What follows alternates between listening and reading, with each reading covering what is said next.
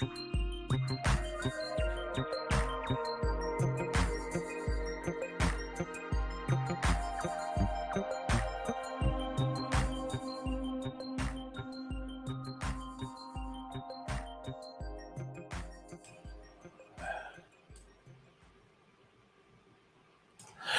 everybody, and welcome to another fantastic episode of 10 Forward, episode 6.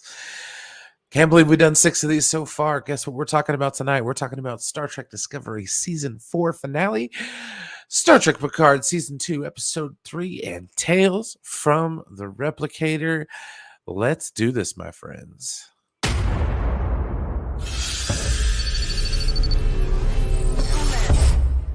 Something new from Focus 3.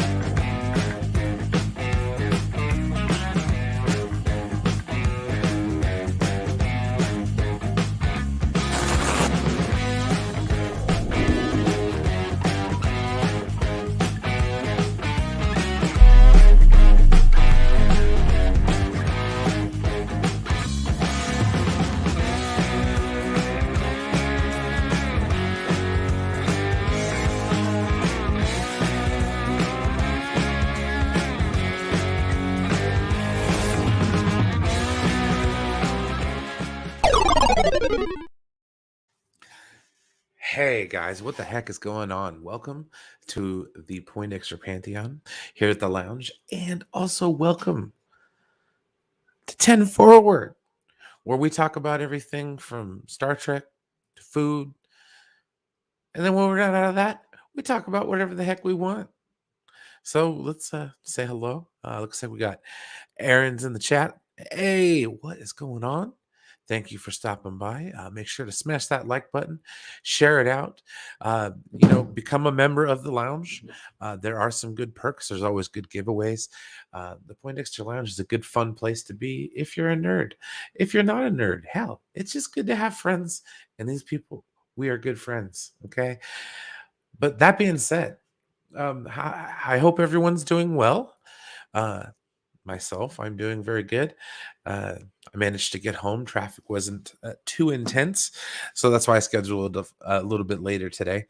Sorry, I was a little bit late. I did have to kind of cram to get everything functioned and then get invites sent out and everything. So hopefully I'll have some guests joining me.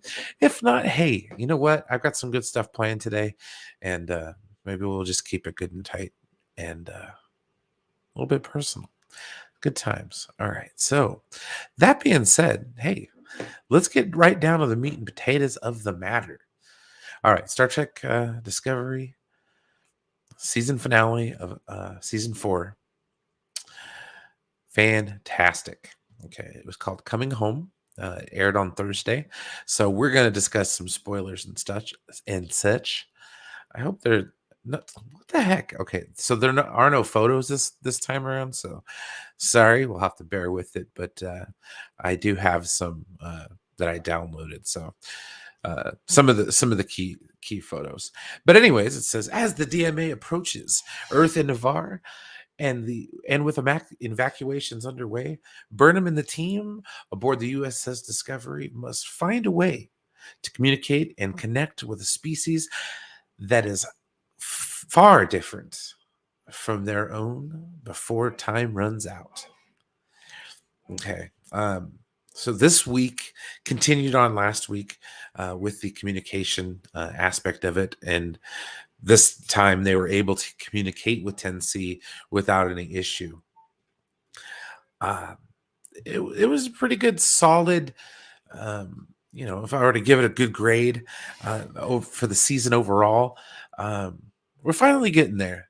I feel like Discovery is finally catching its feet, and we're finally getting to a point where, I could be happy with the show.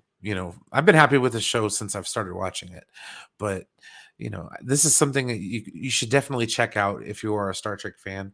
I would just tell a friend. The more people watching this, the more Star Trek we're going to get. and the better off things will be. Hey, William, what's up? Yeah, thank you. If you ever need anything like that, just let me know. I like doing a little bit of graphic design. It's kind of fun. Uh, I like it. Uh, but thanks for coming in, man. I appreciate it. Yeah, I'm talking about Star Trek Discovery, the finale for season 4. But this is pretty solid. I can't complain too much about this last episode. I kind of like how the stuff that went on with Tarka and with Book kind of ended. It was definitely well worth the yeah, no problem, man. We will talk about that. But no, it was definitely worth the watch this time around. And like I said, this is definitely something, in previous seasons of the show, maybe not too many people were interested in it or whatever, but I would definitely tell you to tell a friend to go watch the show. It is well worth it. Uh, but yeah, no, the way that they managed to get everything taken care of. No, I agree. He got off very light. It was kind of almost to the Agnes Girardi from from Picard. Well, I was under this Vulcan mind meld. Like I killed a lot of people, but yeah, that's neither here nor there. Neither here nor there. All right, so let's give me 1 second here. I'm going to take this off really fast, and I'm going to pull up some of the pictures that I got from the episode. But yeah, it was pretty good. We ended up having a very an interesting cameo that upset the grand old party, as it were. Hey, Silent, what is happening? Oh, thank you very much. I like that. Was kind of what I was going to go for. I do have some. Check this out for some other stuff for like the boom boom. We got boom. So when it's just me on camera, check it out. We got the 10 forward overlay right there. So we're good. Let's see here. I just saw the season finale of Discovery last night, and oh my god, yeah, right? That's what I'm saying. Like this was a very solid outing for Star Trek, in my opinion. All right, I got my pictures that I downloaded for this episode this week. All right, I'll go like that. Boom. Sorry. Doing stuff on the fly, people. Doing stuff on the fly. Folder.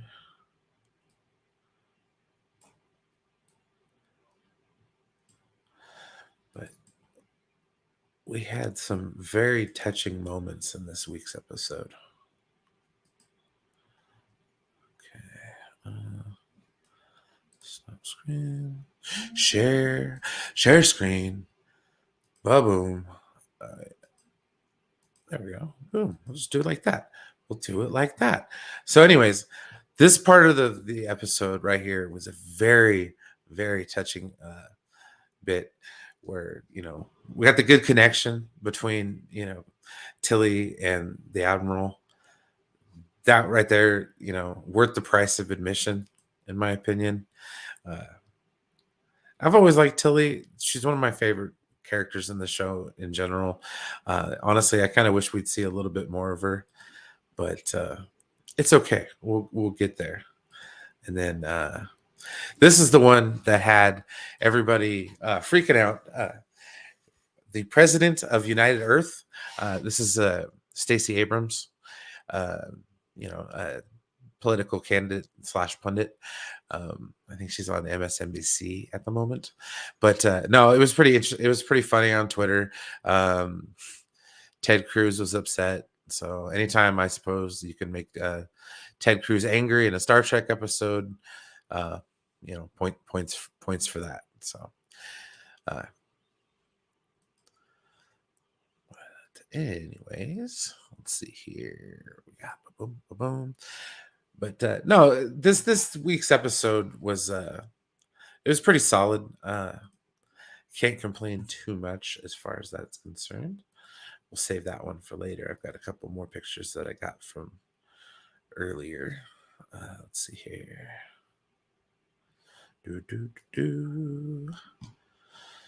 But yeah, that was the episode. We'll probably talk about it a little bit more if I get some people coming on. If not, like I said, we'll probably end up doing it that way. Let's see here.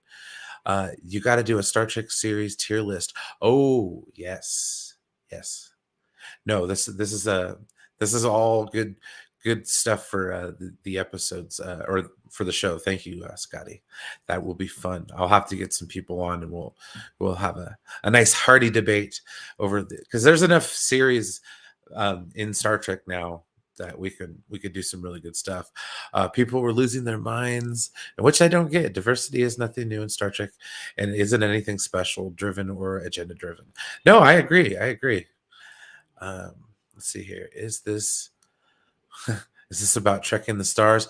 Oh, Mr. Hans, you know. So my first guest today, everybody loves him. He's here every week. He's one of my favorite guests to have on. A great guy all around. Welcome, Chris. What's up, man? Oh, I had to stop and get energy drinks. No, I understand. I came home. I'm surprised I'm going right now. Like I had to find second wind when I got off of work today. I had no zero energy, so I was like, okay, all right, You we're didn't take a good. nap? No, I just got off of work. I literally pulled in like at 4:45 and the show started at 5:05. So I was like, oh shit. All right, cool. So I barely scrambled to get stuff together for the show.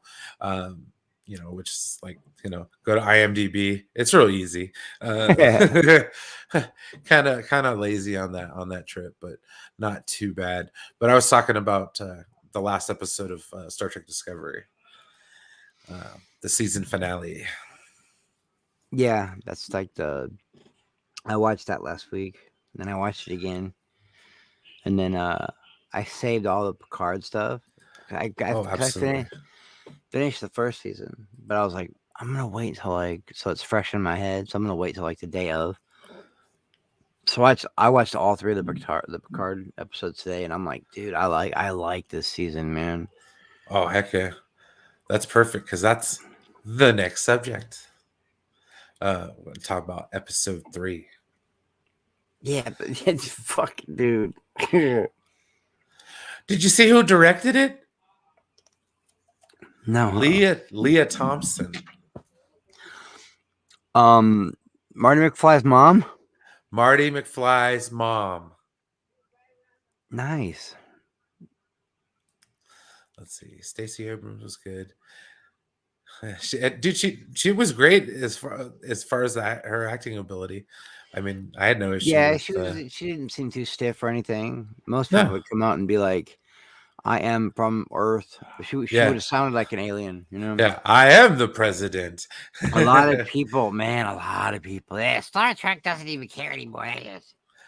I mean, they're definitely I don't know, an agenda there. I don't know why they would do it, but they did it. No. What the thing with it is, as far as, well, of course, there was probably reason to throw some shade at some of the people who would have got upset about the show. I imagine there's probably a little bit there, but for the most part, it's nothing out of the ordinary. Star Trek's always done casting like that for one way, shape, or form, where fans who are high profile, outside of Star Trek, want to come on the show for a little bit. I mean, hell, that's Yeah. how Whoopi Goldberg got on the show. Like she Yeah. No, reached a out lot to of people Gene do that. Roddenberry. So There are people that will have a certain show that they love, like Game of Thrones, Sons of Anarchy, Star Wars. There's always people trying to get on, that stormtrooper that lets Ray go in the yeah, Force Awakens. That's Daniel Craig. yeah. And he's like, I don't even care if people know it's me. I just want to be in the movie. So I get it. But it could also be like a shot too, though. At people like fucking, Oh, I of mean, course. I'm like I said to you earlier. I was like, I know who would be upset about this. yeah, the Mecca the Huts of the world. They're like, oh no, we watched this show. This show's terrible. Oh my God, they put a political person in there. How dare they? It's like, well, they did King of Jordan, Abdullah II. like in Voyager. Plus, that was a great episode, man. It was a I good don't know. conclusion, and not only that, but it like gave hope. A lot of the other ones especially leading up to this have kind of been hopeless. So it was good. I really enjoyed it. The Booker stuff. I thought he was dead. Yeah, me too. They I was tricked like, me, man. They nah, tricked he's me. gone. And I was like, oh, you got me turned on to the Burnham crying.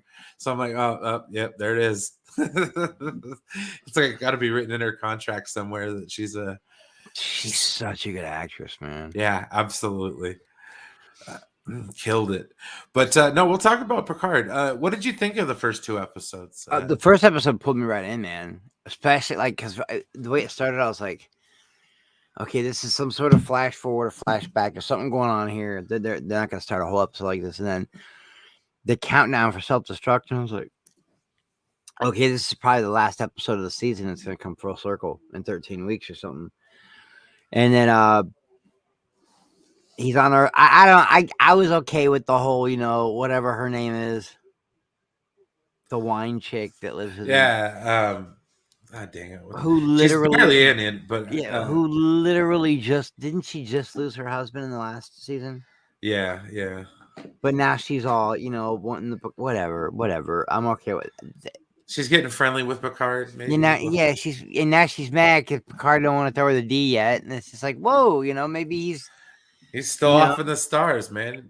He is the Starfleet captain. But I love that they put his mom in there, and then that giant Borg ship that came through was just sick, dude. Epic.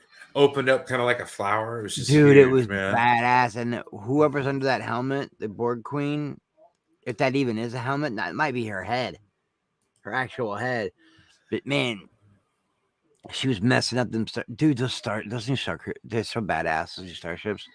Oh yeah, absolutely. Man. Not only that, but a lot of those are from Star Trek Online, the game. Yeah, so they're a lot sick. of fans of the game were getting excited, like myself. I was like, "What? That is literally like the Stargazer class vessel you can get on Star Trek Online." I was like, "Get out of here!" Yeah, so I marked out. I was so happy. Yeah, that's what I was doing. I was already marking out because the Borg show up. Right? I'm like, "This is amazing." The Borg showed up. It can't get any better. And Q shows up, and I'm like, "What the fuck?" Yeah, no, it was just like, "Oh, wow, we're doing this now." It was cool. You got to see Guinan. First time in years. Since Star Trek Generations, I think it was the last time she played the character. I mean, she had a cameo in Nemesis, I think, like during the Riker wedding. But like, she did. She was hardly like in a little. Because I did not know that Janeway and Picard were the same timeline. Yeah, they were actually. I didn't know that. I always thought she was after him. Well, she was after him, but like the movies ran kind of concurrent with Voyager and Deep Space Nine as well. Yeah, it was the whatever the movie was where she is phoning him and giving him orders, and I'm like, how the hell is she giving him orders? Because she came back and she got promoted when she came back. So all you gotta do, okay, I get it, it's cool. All you gotta do is get lost in space for like however many years, and bring home a Borg chick. Well, that was kind of Picard's thing, though. He never like even Captain Kirk told him in Generations, where he's like, "Don't let them transfer you. Don't let them promote you. Don't let them do anything. They can take you off of the seat of that vessel, because while you're there, you can make a difference." And that was like Kirk's thing. Like when he retired, he was like, he felt like he couldn't make a difference anymore. So like that was his whole like. And Q looks like better, older. That actor looks great. Like John Delancey looks fantastic. Yeah, he aged so well, dude. Like he's badass. Well, it's still a mystery. I don't know what he wants, man. That Earth with the. Because by episode 2, I was like, dude, this whole I was kind of like, okay, don't push it. You're pushing me. I like, you know what I mean? I don't mind allegories. Mm-hmm. I don't mind, but like the entire Earth is white supremacist. Human supremacists. They took. I'm like, dude, okay, I see what you're going for, but I'm just glad it was very short Like Yeah, I it couldn't have was done a whole only season on a planet like that, no, dude. absolutely not. Like I get it, man. I know what they were trying to go for. They were And they trying to bring down capture the the yeah, look, zeitgeist of society at that moment. But like, but I'm like, what is Q up to him? Why would he put them all together like this? He makes Seven the president of the planet. but honestly though, it does make sense from a certain point of view because if you look at like Encounter at Farpoint, the pilot, the first episode of Next Generation, where Q puts Picard on trial Yeah, for the first one, he puts them in like an ancient Earth trial. yeah, I know, and that's how the season. That's how the series ended as well. Was Yeah, at that's the true. Q. But I thought him and Picard were kind of like they were cool after that, you know. Yeah, that's true. I always You thought they know, kind of they parted made ways they, amicably.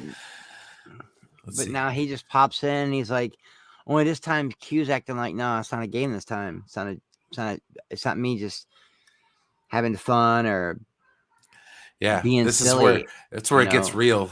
Yeah, and now it's got the whole thing where it's uh I can't tell if they're trying to like make it look like Q's losing his mind. Is he going Yeah, crazy, or is he like actually starting to feel some sort of? Because I don't know if that species he is supposed to be void of emotion. I just know that you can't win any fight with them. They're true. basically gods. You know, that like if they just wanted to like snap their fingers and turn the Borgs into daisies, it would happen. So Yeah. I don't know, man. But episode 2, I was in it, man. Like it pulled me in, and then the husband, I was like, please kill the husband.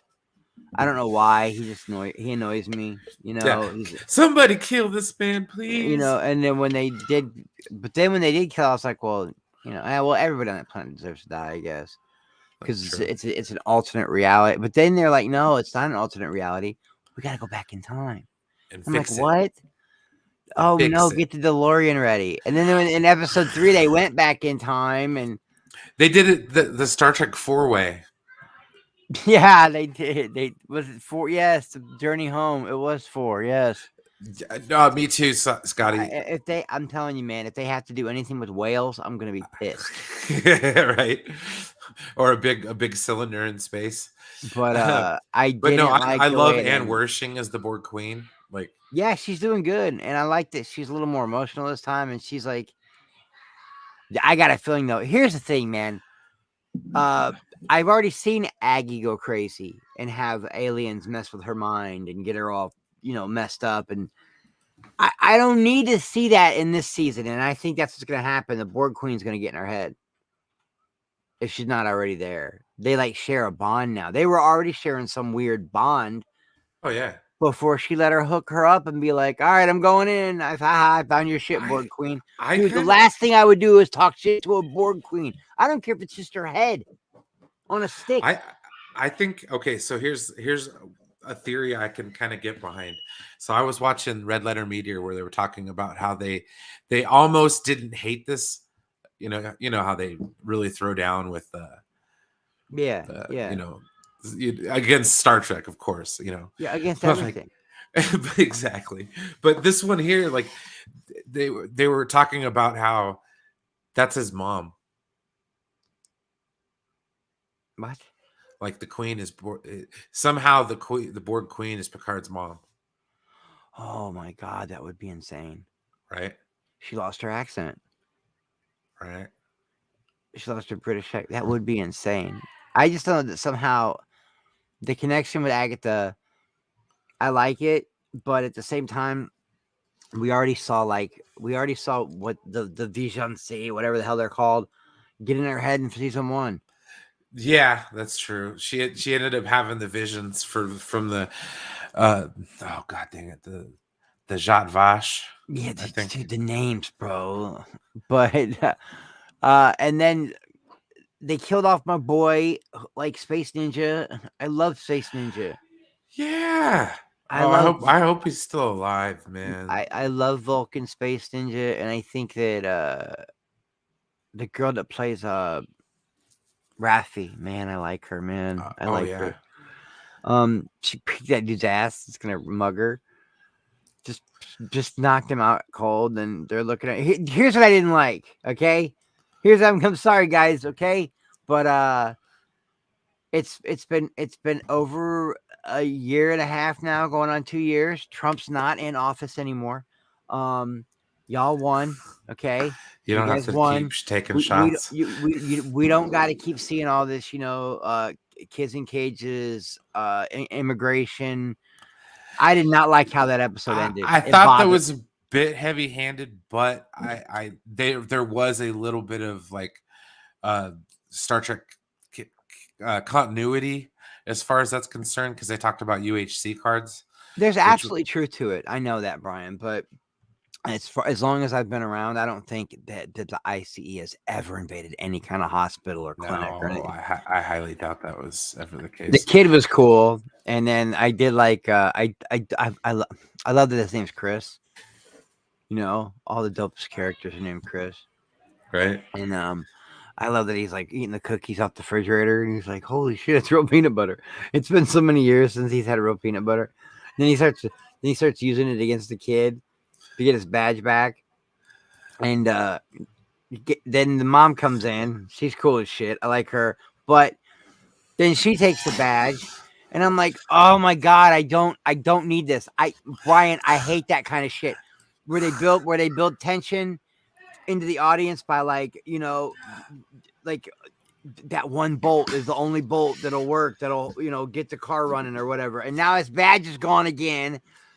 So now there's all these other problems, and he's so stupid. They're like don't lose. It's such foreshadowing.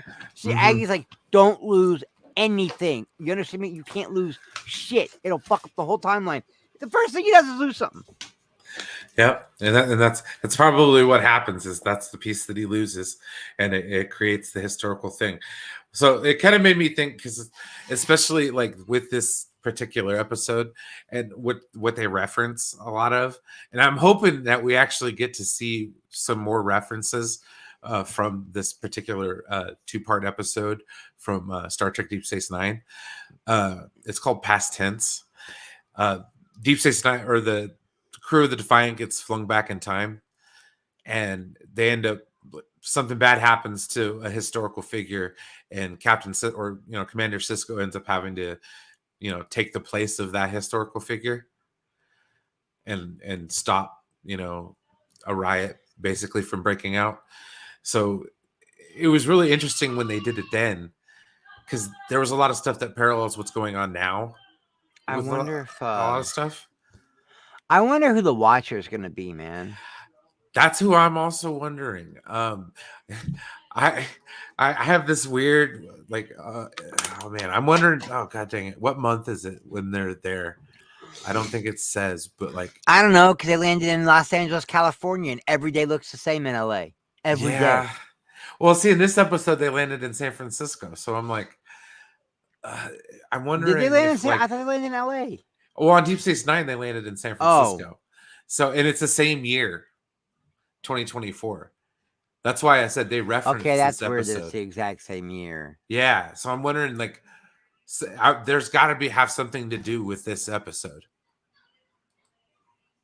Yeah, I wonder. I bet there is, man. But then again, I wonder if we hear about sanctuary districts, because like they already showed like the homeless population and stuff, and that's what this has to do with, is the sanctuary districts. They take portions of the city and they're like, okay, homeless, here you go. This was Deep Space Nine? Yeah, Deep Space Nine.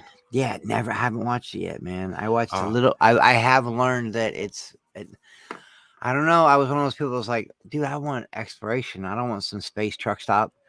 But then it ended up being good. A little bit that I have seen. I'm like, oh, this is okay show. This is pretty good. All the problems just come to them. Yeah, it's season 3, episode 11 and 12. Past Tense Part 2. Sisko is forced to take place of a key historical figure on Earth in 2024 in order to preserve the timeline. Oh, Jonathan Frakes directed that episode? Nice. He's directed a lot of stuff. Oh, absolutely. Next Generation, he's done like dozens.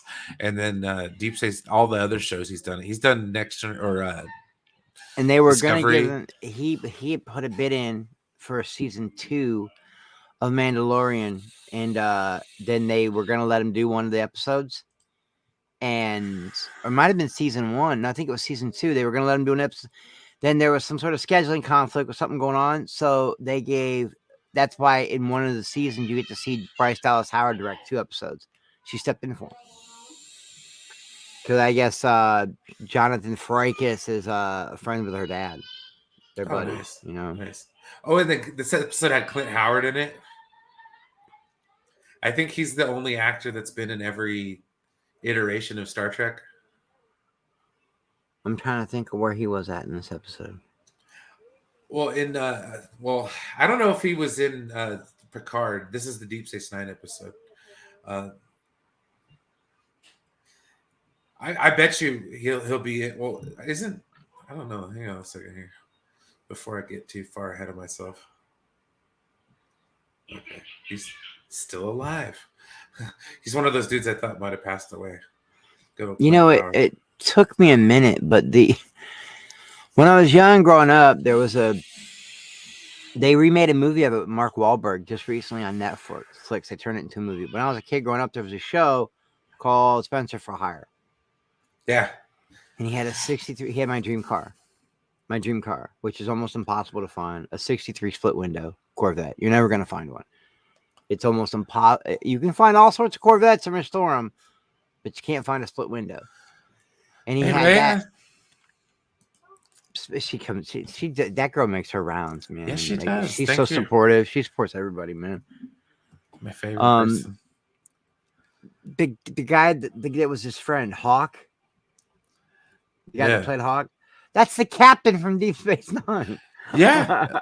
It blew my mind. I was like, what? Is that the same Avery dude? Brooks, man. Yeah. So now I'm kind of like, shit, now I gotta watch it because now I know that the captain's a total badass. Yeah. He was the counselor in American History X too. Yeah, he was. Wow. Yep. Yeah, I know. I remember. Wow, the last thing he did was a voice in a video game. Well, he's probably like, I made my money. I think he's kind of like a recluse now. I think he kind of keeps to himself. I think he's like a professor or something like that. He does, teaches acting and stuff. Wow. But yeah, Spencer for Hire was all that Spencer stuff. All the made for TV movies. The Man Called Hawk. Yeah, but whatever. I didn't know this, but for a while there in the 80s, people wanted TV more than they wanted big screen because TV paid better. It's true. It was longevity, I remember when everybody was like, Sigourney Weaver held out for how much money? $1 million. And I'm just like, what, dude? What? She's like, you can't do Alien without her. It will suck. You better. And nowadays, like, people like Robert Downey Jr. getting 25 mil a movie. It's crazy. Well, I mean, shoot, they have to stop making shows after a certain amount of time because it gets just too expensive to pay their actors. Like, it's ridiculous, man. Holy shit. Yeah, Seinfeld was crazy. He wanted $1 million an episode, and the rest of the cast were getting. Oh wow! I want to say 500,000. But the show was so big and making so much money that they had the budget for it. It was the biggest show on TV at one time. But yeah, Jerry Seinfeld was just like, this season we're doing 22 episodes. I think I want $1 million an episode. And they're like, you want $22 million? Yeah. For it was must see TV, man. That's what you had. Late 90s, baby. You had everything, man. You had Friends. It was kind of a big deal. It was gonna be 92 or something like that. Happy birthday, William Shatner, man. God dang. I don't know why. It's weird. I was driving home with my brother not so long ago. We had to go about an hour outside of town to help my son. And he likes to listen to Howard Stern on whatever that radio station is that Howard's on now. Oh, Sirius or whatever. Yeah, and they brought Shatner on. and they were and they were making Shatner do all the things like like dramatically read White Snake lyrics and shit. Oh, that'd be so amazing. It was, and I was laughing so hard because I didn't know that he actually released an album. William Shatner's got like musical albums. I knew he had done albums, but I didn't know he was like, you know. Okay, so the first thing that happened when he went to space is when the first thing I thought of, I don't know if it was the 70s or the 80s, when he did his version of Rocket Man. I've never heard it. Oh my god! Now I'm gonna something. I can't. I don't think we could show it on YouTube. No, I was never a big Shatner guy. Dude, I so loved him funny. in like T.J. Hooker and all the other movies he's been in, but it's you hilarious. He just sits. The Family Guy made fun of it.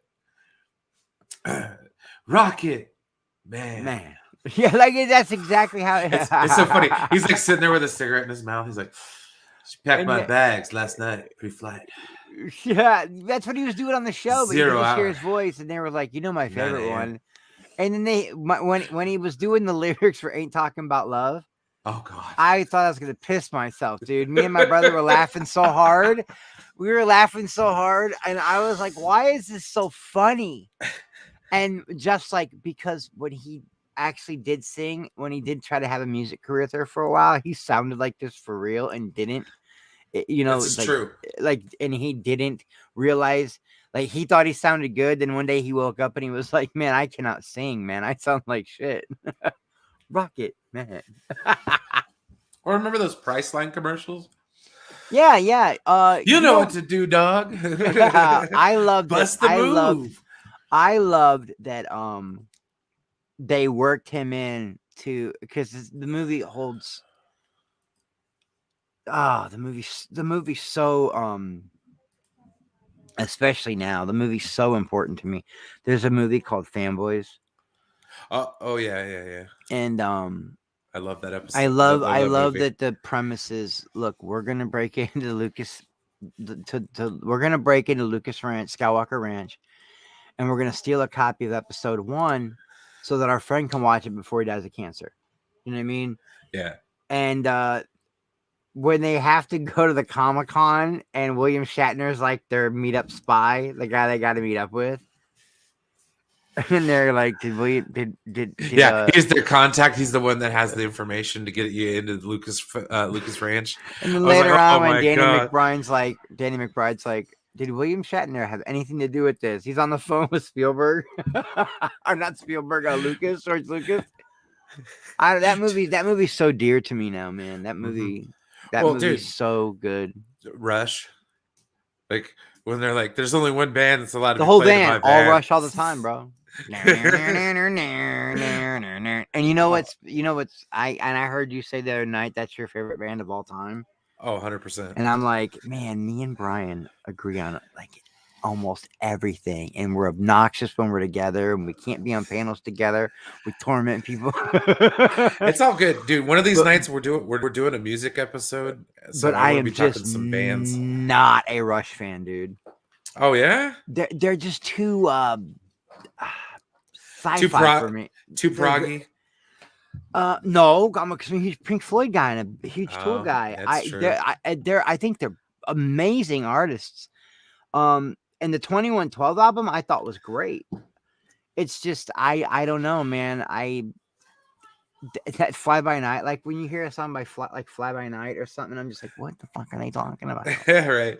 My ship isn't coming. I just can't pretend. All right. Yeah, I'm like, okay, this is some sci-fi shit, dude. This is like if sci-fi wouldn't have it. It's like, to me, it's like science fiction hard rock. That's what it is to me. Basically.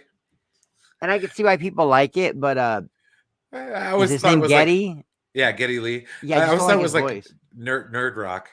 But that's also good because it leads us into our final segment of the day, which is the weekly replicator.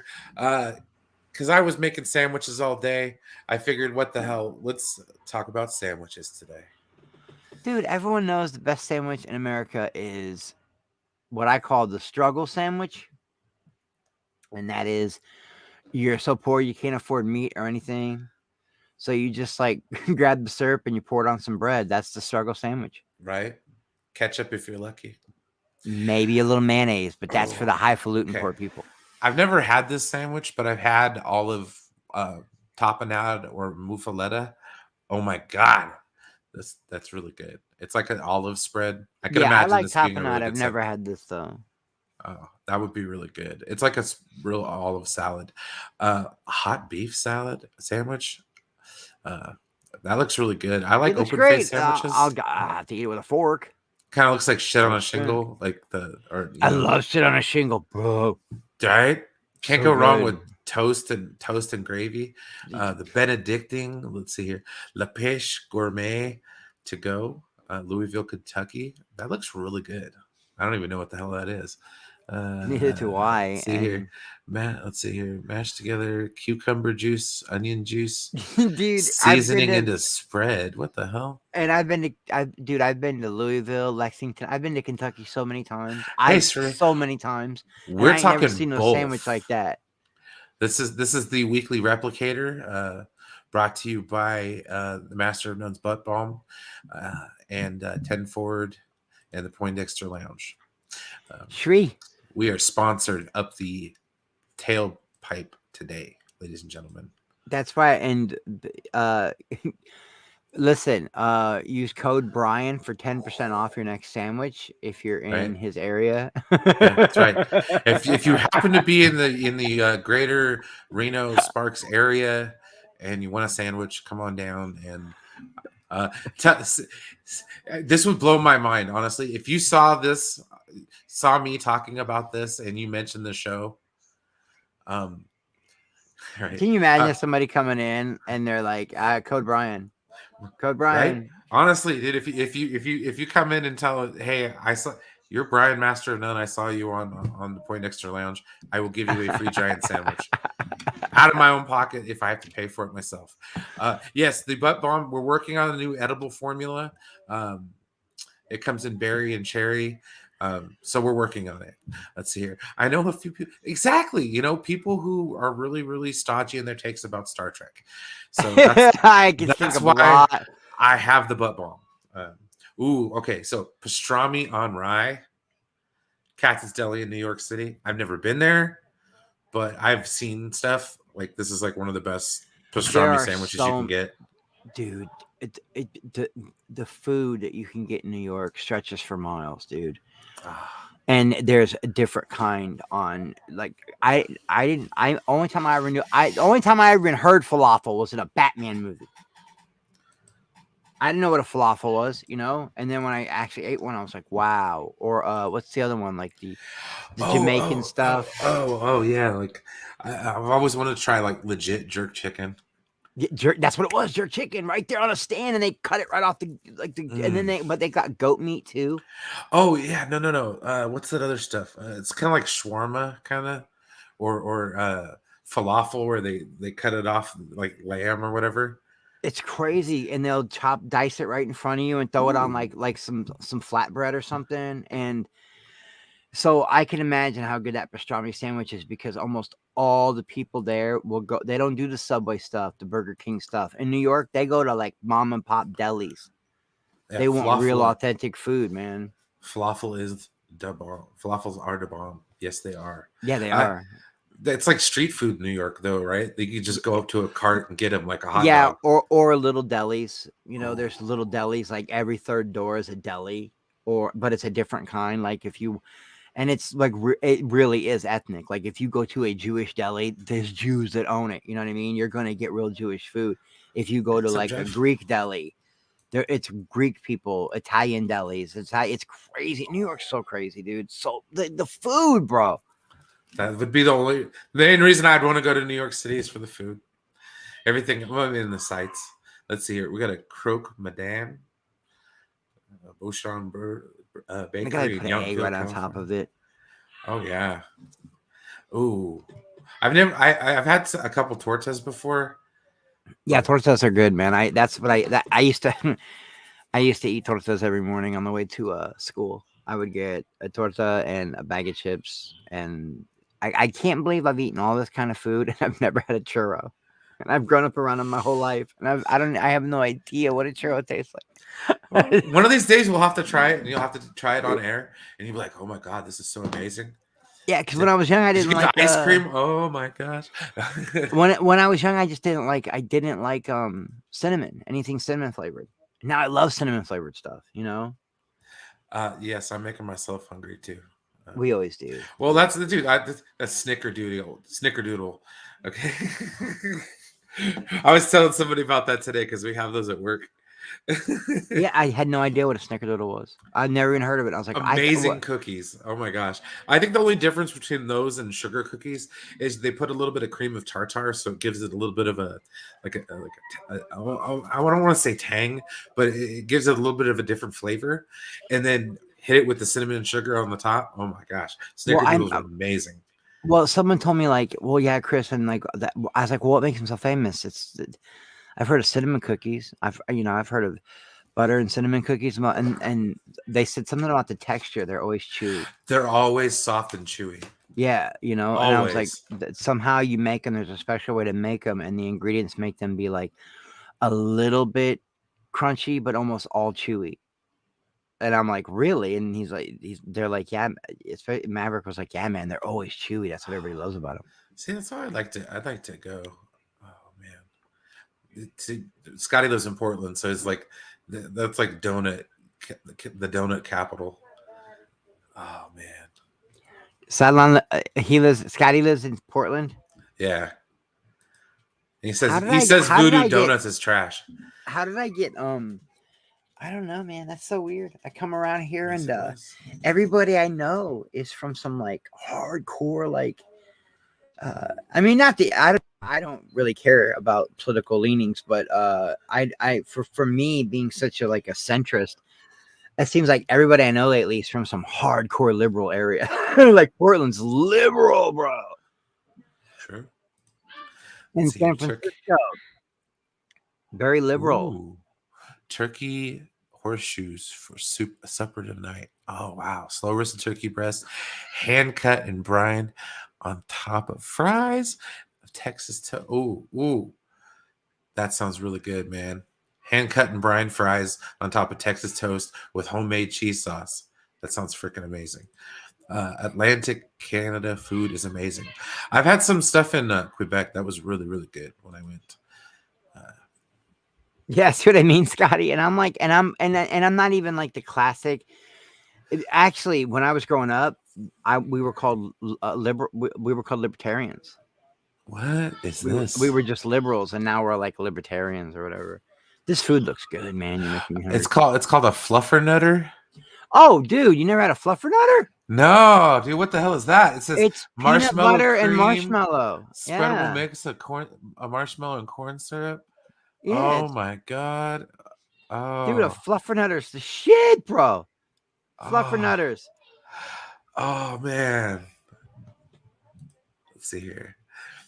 I've been officially abandoned. I came downstairs looking for my kids, and they're all gone with my husband to the park. Let the peace and quiet last. Well, amen, and thank you for listening to me. Yeah, no, I loved Portland, and I loved Seattle. I used to travel there a lot, Scotty. Oh, Like, it's beautiful. I love Portland, and I man. would always want to drive, and people are like, "Dude, it takes 2 days. Why would you want to drive?" And I'm like, "Because I get to see Montana, I get to see Salt Lake City, I get to see Butte, I get to see Utah, I get to see Wyoming, and I get to see like Idaho. Idaho's gorgeous. It's filled with a bunch of crazy. Now, see, that's now if somebody got on their crazy liberal rants and was like, "Oh my God, all right, there's white supremacists everywhere," and they were talking about Idaho, I would believe them. Yeah, fair enough. I would believe them, because there is some crazy shit going on in Idaho. I've seen it. Beef But on then you get to rack. go through Portland, and Portland does get a bad rap. It's considered dirty, like a dirty city. Like Houston, it's considered like it's not dirty. It's just old. You know what I mean? Like it's Yeah. one of those really I don't know how to explain it. Some cities they give themselves a facelift every 10 years, and places like Houston and Portland, they want their history to be seen. I like Portland. I don't know. Oh, I love it, man. I don't know how it became like the existential crisis of activism on Right. TV for some reason. That the You know what I mean? epicenter. Yeah, like why it's there's I don't know. I do believe when Scotty says it gets a bad rap, I absolutely believe him. I absolutely believe him. Oh, absolutely. All right. Ooh, look at that salami and cheese, man. Oh, it's in Detroit. All right, Enosh, when I come visit, I want to have that salami and cheese from Yeah, what kind of bread is Midgie's that, Brian? Deli. You're the bread master, bro. I don't know, Brian, but it looks master like of bread. we got some sesame seeds on that beastie. Ooh. Uh, oh, smoked trout salad.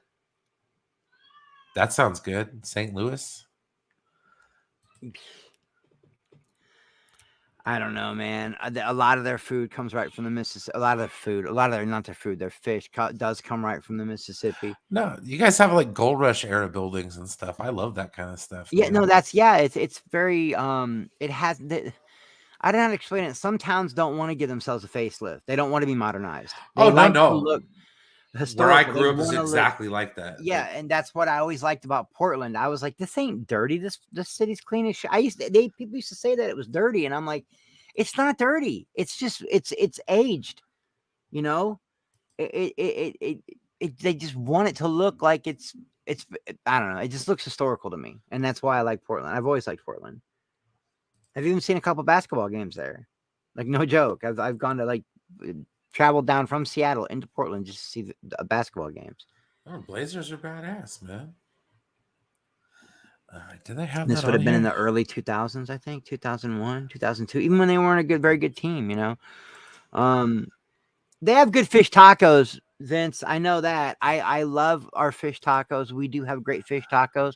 And that's two words I used to think, Brian. That looks. Ooh.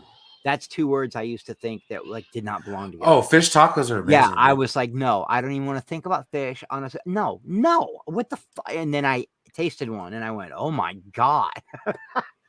And yeah, so but our fish, I don't know. Where's this at? Nashville, dude. Nashville makes good food too, man. Nashville has Look at amazing that food. fried chicken. That gravy looks amazing, and that On a biscuit. Come on biscuit, now. on a homemade buttermilk biscuit. Ooh, Yeah. ooh, oh. I mean, we won't go through all of these. There's like 100 of them. Oh wow, chicken spideys from. Oh, that looks really good. Lupo's char pit, country ham. Ooh, Yeah, I like meatballs, not the meatball subs, but we got a place here in town that does meatball sandwiches. yeah. It's on like a big 8-inch burger bun. Ooh, It's big, dude, and they slice the meatballs so they won't roll off your bread. And they wrap it up, and it's so good, dude. It's so good, and it looks a lot like that sandwich right there. But ham, I don't know, man. I used to love ham. I got to be honest, man. I'm a little over ham. A little over it. CJ, we talked about Star Trek at the beginning of the show. The second half of the show, we discussed our love of food and get hungry. These guys, these people, we deserve it because you and me get together on Max's channel and we get obnoxious as shit, dude. The other night oh, dude, when you said the air bubbles, the talk bubbles, that was funny. And the Live Aid shit, that almost killed me. Well, because he was like trying not to hear spoilers for the end of No Time to Die. So I was like, yeah. And at the end of the movie, they play Live Aid. Well, you were doing all the Rami Malek Queen was songs before yeah. that. You were doing "Don't Stop Me Now" because I'm having a good time, and like you were doing, when you said Live Aid, I couldn't hold it in anymore. Poor Max, we're horrible when we're together. Sometimes you and me get obnoxious, man. This is true. But I still had fun. That's the I love toasted ravioli. Dude, toasted ravioli is so good. Oh, that sounds amazing. You've That's had them, basically right? it. Where no stomach has gone before. See, I call this segment the weekly replicator, CGH. You've never had toasted ravioli, Brian? No. It sounds amazing. It's finger food. It's like bread ravioli. It's a real ravioli, and you hold it in your hand. It's real big, and you dip it in the marinara, and you eat it like you would a pizza roll. But it's a toasted ravioli. That's a Midwest thing too, if I'm not mistaken. That's why we mess up all our food. Like look at this. Look at this. This is in Nashville. Nashville's Southern, but it's kind of Midwest. But look, who puts coleslaw on their sandwich? I never understood that. Yeah, but the hot chicken is delicious. The chicken itself, like the hot sauce that they use, it's so spicy. Yeah, no, I'm not saying I would eat it. I would eat it, but what I mean is like, who comes up with the idea to one day just be like, you know what? I'm putting coleslaw on my because there's a thing here also. I don't know, Brian, if I don't know where it originated, but you go into certain places around here and it's Ooh. they put French fries on the burger for you. They like put the French fries on the you know what I mean on the sandwich. Putting French Ooh, fries on the sandwich is part of the sandwich. And then we got another place that's around here where the bread isn't bread. It's a giant burger between two toasted cheeses, two grilled cheese. The grilled cheese is the bread that holds the burger in. oh wow. Awesome, dude. Thanks to Grassy. The Weiss cut is coming out April 5th. It's been out for a while, but it looks like they're doing updated effects and a new Atmos mix. That should be pretty good. Awesome. I'll have to. What is that on there? What is that? Oh, that is tuna salad with the egg. Egg. Okay. That is. That's a hard boiled egg. Yeah, that looks good to Basically, me. I don't know yes. why that looks good. I love tuna. It's a Subway Enterprise. If it's cold, I can't eat it when it's warm. Like it's gotta You be cold. Midwest folks fry everything. We do. That's true, and they like mayonnaise. Lots and lots of mayonnaise. Oh, that's my dude. I eat it on hot dogs. Yeah, my brother does Yeah, too. So. I do. I like mayonnaise. I like mayonnaise on a hot dog more than I like. Oh, Princess has the better Nashville hot chicken. All right. So hot it made you sick the first time. Holy! I had some at KFC. So like that's what sucks about living on the West Coast because everything is like we do have some stuff, but like when it comes to like traditional Southern fare, it's very lacking. Ooh, chopped liver. Never mind. It looked good, and then I read what it was. Frogwa. Let's see here. The roast pork from Paisanos in Philadelphia. That looks pretty good. I like the sesame seed roll. Ooh, what the hell is this? The kebabby, the Balkan treat box. Looks like a bunch of meat. Ooh. I'm gonna have to go in there and punch my roommate right in his face for being so loud. That's okay. Every once in a while you hear the kids yelling and screaming in the background. He gets so wrapped up on a D&D night. He plays D&D online like 3 nights a week, and he gets so wrapped. I love it about him. He's one of my favorite people, but some days I just want to go in there and smack him. What is in there? Yes, Sri, we will be doing that because that'll be part of the travel episode. Oh man, that'd be a lot of fun. I'd love to get you on for talking about Indian food, and I love Indian food as well. I've always wanted to try it, but I'm just afraid of what it would do to my stomach. Do it, Chris. It's freaking. It's honestly what best way I could do it. Like to explain it to a normie, it's like if you like Chinese food and you like Mexican, like put the two of those together with a little bit more sauce. Ooh, and flavor. I can't believe we haven't gotten to the greatest sandwich in the world yet. I don't know, but this PB&J looks really good though. Oh wait, go back. Is that PB&J? Yeah, it was peanut butter and We've jelly. officially got to the greatest sandwich in the world. That's the one I was thinking of. I couldn't see the words because our stuff's covered. Oh, sorry. But yeah, let me that's move that. still my There we favorite. go. That's still my favorite sandwich in the world of anything. Ooh, I love naan bread. Yeah. No, I had some Indian food the other day and I was like, "Oh, I'll get the hot because I love hot food and stuff." Okay. So it tasted delicious. The heat wasn't so much like right out front. It was part of the overall flavor. So, I didn't really feel it until it started like, going down. Wow. Yeah. It was you're sitting there sweating. I was sweating like crazy. I was like, "Can I get some more naan, please?" I was just like, "I need some bread to soak this up." Yeah, it was delicious. Oh yeah, no, I've done a couple pizza streams, some barbecue ones. Last week we talked about potlucks. So like, I always like to try to make time for food because it's one of those things that just we can always share some time. Yeah, and Exactly. It's not about the spice; it's the flavor. after The f- talking last week, I was like, man, Dad, listen. I need barbecue dumplings in my life, Ooh. because I wasn't thinking about them until I brought them up last week, and he's like, "Son, that's a warm weather thing. Gotta wait for the weather to get warmer." I'm like, "Man, just tell me how to make them." Damn Nope, it! my dad won't tell me shit, dude. Like you He said, won't give me he's a recipes, man. lockbox. He's like, Yeah, nope, he will nope. not give me recipes. I'm like, dude, you're gonna die someday, old man, and I'm no one's gonna like. But you should hear me argue with him, dude. And you won't Exactly. even It's like an atom bomb exploded in your mouth of you just won't even flavor. give me the recipe for the baked spaghetti. You won't give me shit. There's a place called Copper Chimney. You gotta try, Chris. It's as long as they don't put. I can't do pickles, man. Oh, yeah, peanut butter and cheese is amazing. Yeah, it is, dude. It is. I like peanut butter with a slice of American cheese once in a while. That's good shit. People think we're crazy in the Midwest because we don't do the. Listen, when we make chili, where I'm from, you don't put grilled cheese or cube cheese or anything in your chili. You dip peanut butter sandwiches in it, man. I've never tried that. You make peanut butter sandwiches. You dip it in chili. That's a Midwest staple. That's like the one thing everybody does here is they dip their peanut butter, their pointies. That's what we call them, toast pointies. You real quick. You flash fry them, so they're almost like Yeah. grilled cheese, and you dip the peanut Oh, butter sandwich into your chili. And the peanut butter takes away, especially if it's like 5 alarm chili. yeah. The Oh, it's peanut gotta butter take out some of the it stank. takes out some of the sting, man. Oh, hell no. Liverwurst. Ooh.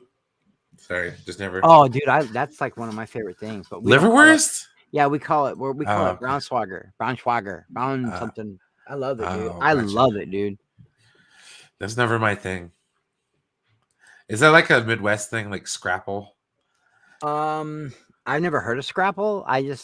We like ground up stuff that you can spread on bread, and liverwurst one Oh, of them. that's true. Because I've had like deviled ham before in a can, like spreadable ham in a can. Oh That's yeah, not with too the little bad. devil on it.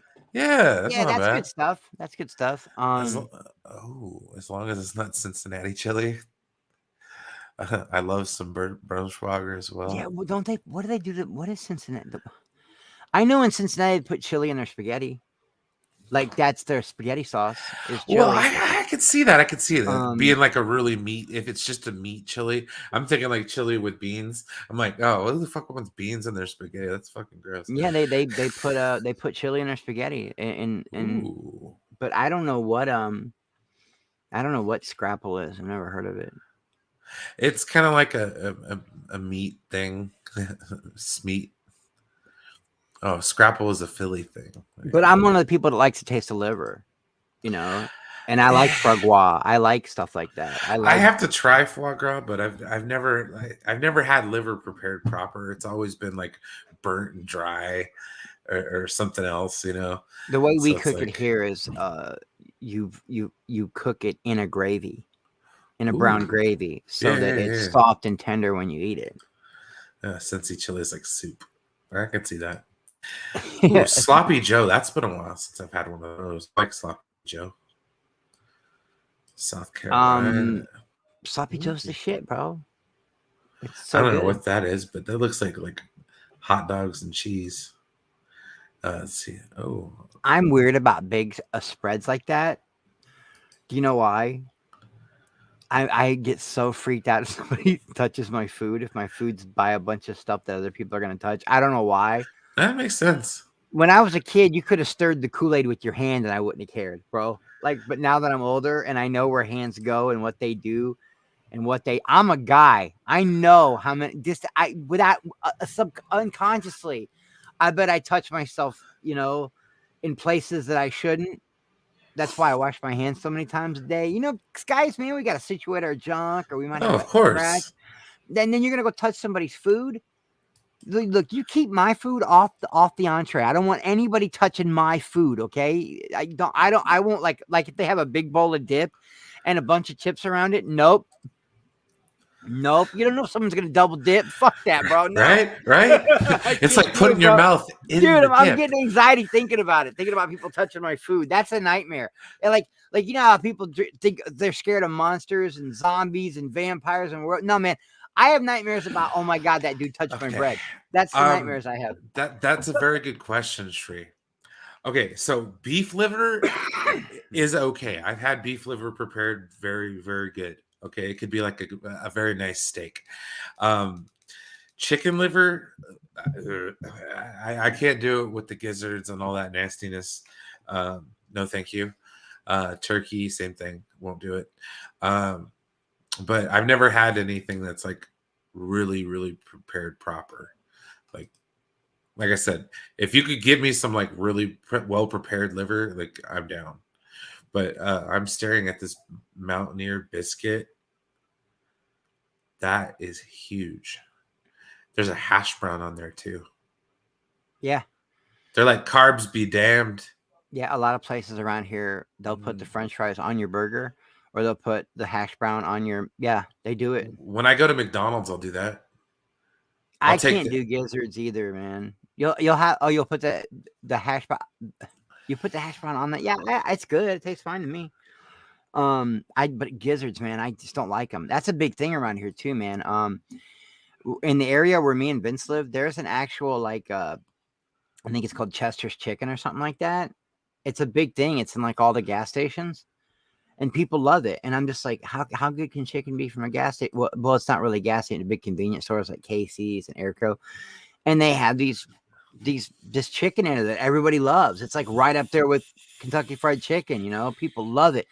And a lot of people will go in there and just buy a bag of gizzards. I cannot do it, man. I can't do My gizzards. dad bought a tub of them. He's like, dude, I got some gizzards. I'm like, yeah, I'm good, bro. Thanks. He's all taking them in a bag with flour. Just get the frying pan hot. Just toss them in there. I'm like, yeah, they'll cook them in, and I like my ex Lisa used to be like, "Here, just try one," and I'm like, "It's like eating cartilage to me, man." But everybody loves weird. Everybody in this area loves Chester's chicken, and I will say this: it's good chicken, man. I will say chicken hearts are pretty good though. You're right, Degrassi. They are really, really good. Chicken hearts are good. Yeah, but they're soft and they're chewy. This is true. Well, it's kind of like getting like cheap calamari. You sit there and you're like yeah, half an hour. I can't do the gizzards though. The gizzards are bad, bro.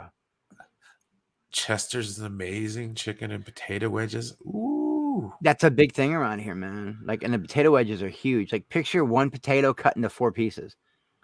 That's how big the wedges are, bro. There's lots of good. Dude, I love eggplant.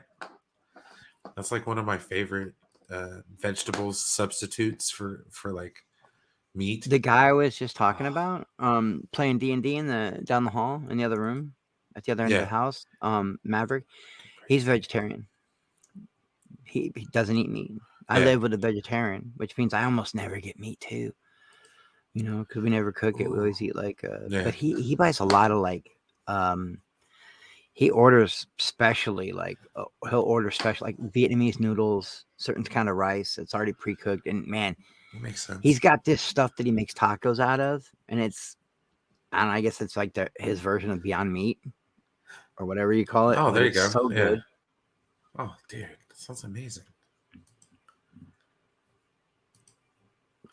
All right. Oh, look at that tuna slab of tuna.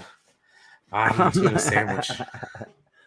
I'm looking at like just one big chunk of tuna, man. A tuna fillet, a tuna steak. Yeah, right. Yeah, I'm in, bro. Tuna steak, I'm in. Ooh, what? Whitefish salad. Ann Arbor, Michigan. That looks pretty good. I'm just not a fan of that rye bread. I'm not a fan of fish. I don't like seafood. But what? Chicken Milanese salad? That sounds really good. What is it? Have you ever watched any of those YouTube videos, Brian, with the Korean street vendors where they'll make the sandwich right in front of you, or the egg on toast? And oh, dude, when you watch how they make it, it makes you want one so bad, dude. Like that. And then I watch this stuff and I get hungry. I'm glad that for some reason I'm not getting hungry this time, but it is giving me ideas on how to make, dude, just a regular or rib sandwich, dude. Look at that. Yeah, that looks freaking amazing. So just a slab of boneless rib, pow, on 2 big chunks of bread.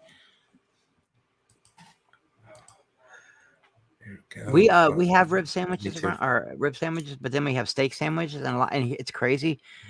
But like I said, where I'm from, they'll put anything on their food here. They'll put it on a sandwich, and they scoop the mashed potatoes onto their sandwich, and they eat. It's messy as shit, all get out. But they eat steak with mashed potatoes on the bread. See, one of these days we all have to meet up and we have to go to like some kind of street festival. Yeah, right. and try random food from around the world. Oh my god, it'd be so amazing. Yes, and you have to try some Indian street food. I think I've watched some of the Indian street desserts they make. Oh yeah, and I'm just like, wow, that like I didn't realize that like Indian people love their sweets, man. You know, pick up some food when you get to work, dude. Just show up early. Like I always show up early, get my food on, get my grub on before I even get started. Hey, what's up, Anthony? How's it going, man? I know what I'm having tonight. I'm not cooking. I'm not doing shit. Do you like pork belly, Anthony? Because I'm not a big fan of it because it's basically just eating pork fat. But I don't know. Some people like it. It's just like really fatty bacon. And I'm like, nah. That's like the one thing I guess if it's prepared proper, it'd be really good. But like, I'm not that big a fan. I don't like anything fatty. Like, leave my fat. Don't get me wrong. Leave my fat on the steak. I'll eat around it, but it gives the steak flavor. But I'm not going to eat the gristle. I'm not going to eat the fat. It's just gross to me. Ooh, there we go. Some falafel. Yeah, no, falafel's good. I like falafel. I wasn't that big a fan of garbanzo beans, but once I started having hummus, I was like, ooh, this is pretty damn good. Not a big hummus fan, dude. Oh, I don't know. Yeah, see, look at that. Look at that big old slice of freaking rye. Ugh. Look, Shree's like, you have no idea, Chris. Like, I had no idea because you don't think, nice. when you think of an ethnic group, Indians come to mind. Sweets don't come to mind when you think Indian, does it? You think curry, couscous. You think these kinds of things, right? A lot of Middle Eastern type of spices and stuff. You don't think that, wow, an Indian funnel cake's better than the ones at the carnival I get. You don't. They're into their sweets, dude. They really. No, they got these little balls that are soaked in syrup. I always keep forgetting. That already sounds good to me. I'm just gonna call them syrup balls. That sounds good to me. My dad took me to the Indian buffet one time, and we just grubbed down. It's the best way to experience it, in my opinion. That way, you can kind of just sample, and then you figure out what you like. Dude, I love hummus, dude. Garlic hummus, some pita chips. Get out of here.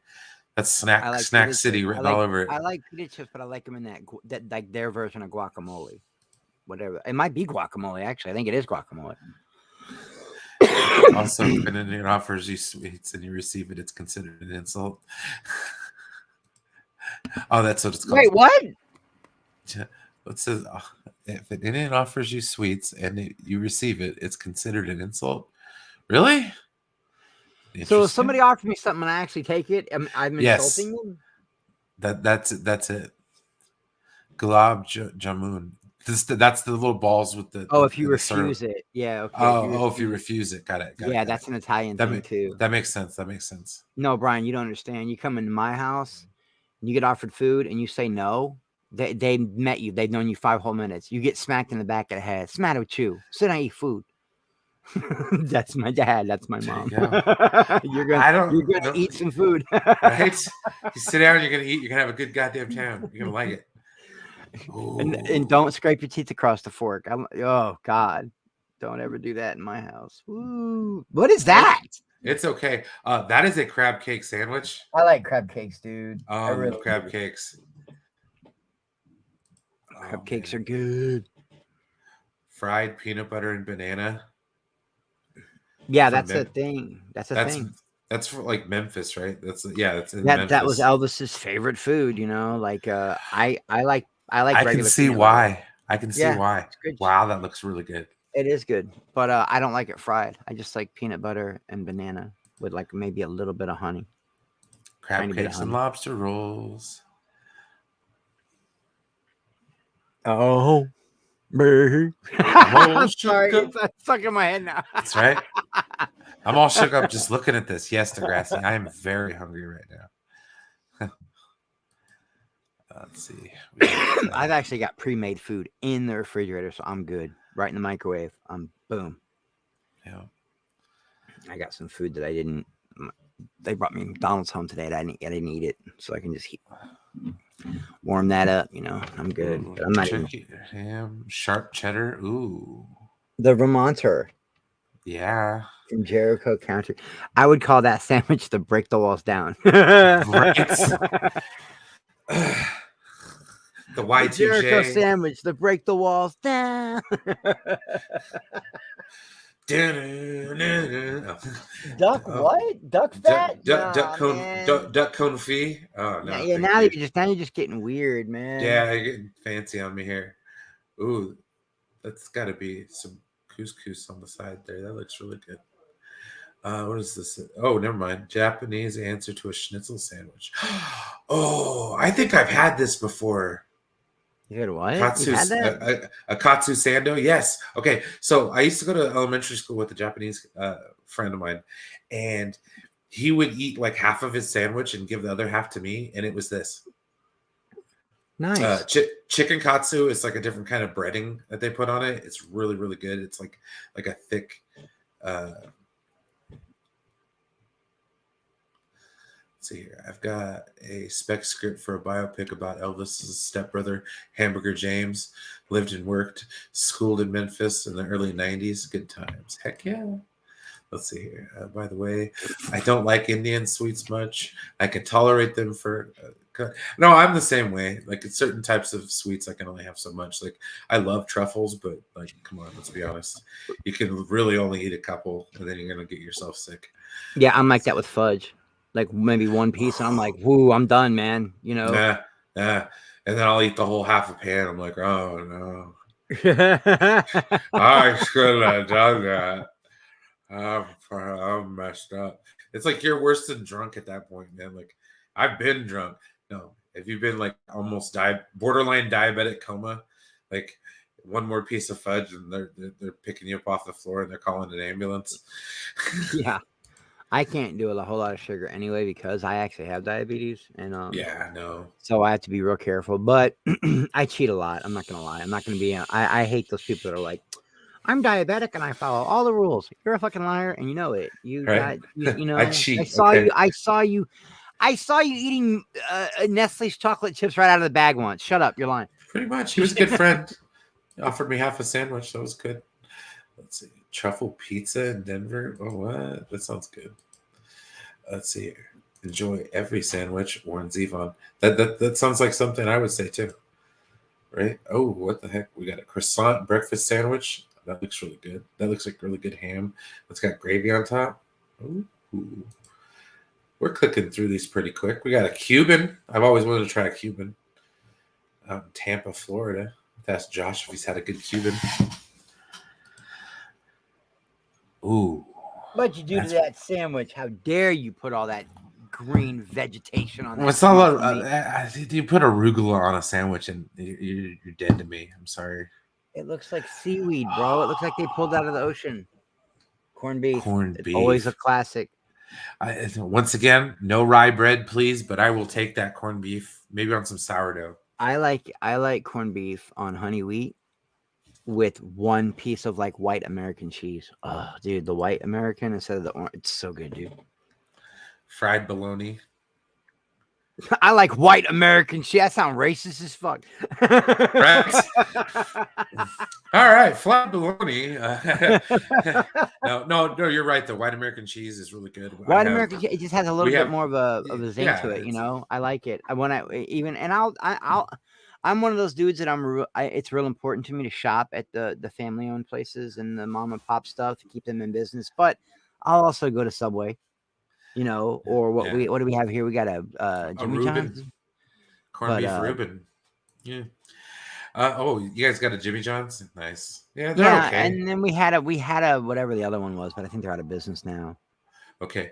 If you've never had a tri-tip sandwich, tri-tip sandwiches are freaking amazing. Ooh. What's the other one, Brian? Pizza. Let's see here. Ribeye dip. Ooh, dill dip is good. Yeah, I love Rubens Subway, too. Jimmy John's. What are the other two? Oh, Jersey Mike's and Firehouse subs. Oh, Firehouse is good too. But what's the one with the weird name? Oh, here you go, dude. Quiznos. Mate, Quiznos. Quiznos, Yes, man. Yeah, yes. and they used to have really good sandwiches. Now they're out of business where I'm at now. They don't have them anymore. Look at that. That's right there, The dude. Made right, original baby. made right, Muscatine, Iowa. Iowa, dude. That is absolutely it. Loose meat came from the Midwest. Like it is a Midwest thing, man. And I love it because they use organ meat. They grind it all up. Brian, it's crazy. And you would think, really? Dude, the liver, the heart, the kidney, it's all in there with the beef. I bet you'd be pretty good. And then they cure it in some sort of like, I don't know, some sort of treatment. And then when they fry it, you could it's just so different, dude. I don't know, man. Blimpie, yeah. Hot brown. He's like loose meat. I've wanted to try a hot brown, hella bad. It's basically just an open faced turkey sandwich with a bechamel sauce, like a cheese sauce. Oh, What is that? Is that a tomato? Ooh, yummy. yeah, and a slice of tomato. Schlotzky's. I forgot about Schlotzky. I forgot Schlotzky. Schlotzky's. Yeah, I forgot about that one. I like me some maters though, man. I like maters on my sandwiches, man. I do. Oh yeah, absolutely. I was sorting out some tomatoes today myself. Let's see here. Gibrato. What the hell is the Gibrato? Meat, Cabrito, lettuce, fuck, onion, dude, they tomato. suck, bro. Whatever. Ham and cheese feast. Charlottesville, Virginia. That looks pretty good. I like the panini press style of that. Panini. Ooh. Look at that. Maryland I don't even know what Peakman. pit beef is, but it makes me want like to know what it is. Is that like was that before you killed the Razorback? It was in like a gladiator dome fighting for its life. In the pit. in the pit. I haven't seen a Blimpie in years. It was like Togo's, like they disappeared. Ooh. Falafel pitas. More falafels. Dearborn, Michigan. All right. Oh, grilled cheese melt shop. That looks really good. I love grilled cheese.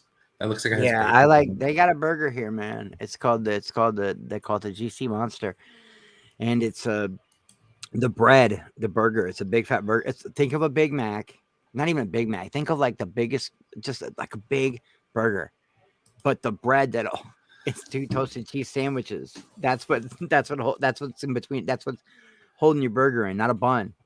You got 2 grilled cheese sandwiches. It's crazy. Falafel.